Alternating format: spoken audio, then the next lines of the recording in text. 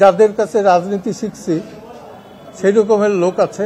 আমার বড় ভাই আছে 2 জন, আমার সাথী আছে কয়েকজন, যাদের সাথে মুক্তিযুদ্ধ করেছি তারা আছে। তো যে কোনো অপরাধী থাক আর না থাক এটা বিচার্য বিষয়, কিন্তু আইনগত সুবিধা পাওয়া এবং সমর্থন দেওয়া এটা একটা আইনজীবীর নৈতিক অধিকার, এবং যে কোনো নাগরিকের আইনগত সুবিধা পাওয়া এটা নৈতিক অধিকার। আপনাদেরকে আরেকটা কথা আমি স্মরণ করিয়ে দিই, সেটা হলো বিগত 16 বছরে সাইবার ক্রাইম ট্রাইব্যুনালে যত মামলা হয়েছে সম্ভবত সারা বাংলাদেশে আমার চেয়ে বেশি কেউ পড়ে নাই, এবং সব সাংবাদিকের বিরুদ্ধে যেখানে যত মামলা হয়েছে সব কিন্তু আমি বিনা পয়সায় বিনা পারিশ্রমিকে সেই লড়াইটা চালিয়ে গিয়েছি এবং উদ্ধারই করেছি।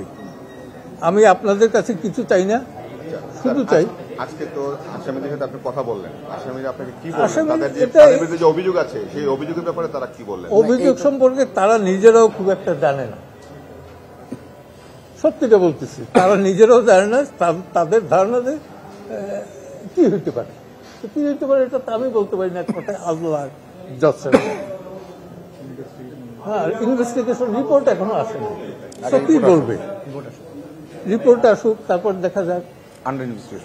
আন্ডার ইনভেস্টিগেশন আছে। তারা তো বলছেন যে তারা গণহত্যা এবং মানবতা সেটা বলছে যে তারা সুপিরিয়র কমান্ড হিসাবে দায়িত্ব পালন করেছে, তাদের কথাতেই এগুলি হয়েছে।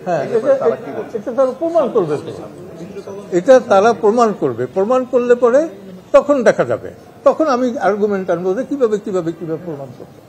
তো এখনকার বিষয় না, এখন হলো প্রিলিমিনারি একটা আলাপ, হাই হ্যালো করা, আমরা কিরকম আছি তারা কিরকম আছে। আপনার নিরাপত্তার বিষয়ে কি বলবেন?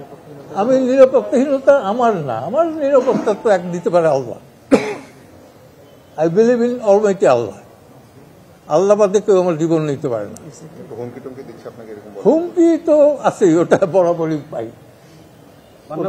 আপনি তো বলছেন যে আপনি আন্দোলনকারীদের সাথে ছিলেন, আগে থেকেই ছিলেন। হ্যাঁ, এখন মামলাটা হয়েছে যে এদের বিরুদ্ধে যারা আক্রমণ করছে তাদের বিরুদ্ধে, তাহলে আপনার অবস্থান কি মানে রিভার্স হয়ে যাচ্ছে কিনা? না না, আমি আন্দোলন করছি কোটার বিরুদ্ধে, তারা ছিল কোটার বিরুদ্ধে, আমি কোটার বিরুদ্ধে তাদের আগে থেকে আন্দোলন করছি। যেদিন থেকে দেশ স্বাধীন হয়েছে এবং সার্টিফিকেট বিতরণ হয়েছে সেই দিন থেকে সেই সার্টিফিকেট প্রথার বিরুদ্ধে আন্দোলন করে আছি। একা ছিলাম, এখন সংখ্যা বাড়ছে। রাতারাতি তারা যখন অন্য পরিচয় দিল তখন তাদের সাথে থাকার প্রশ্ন আসে না।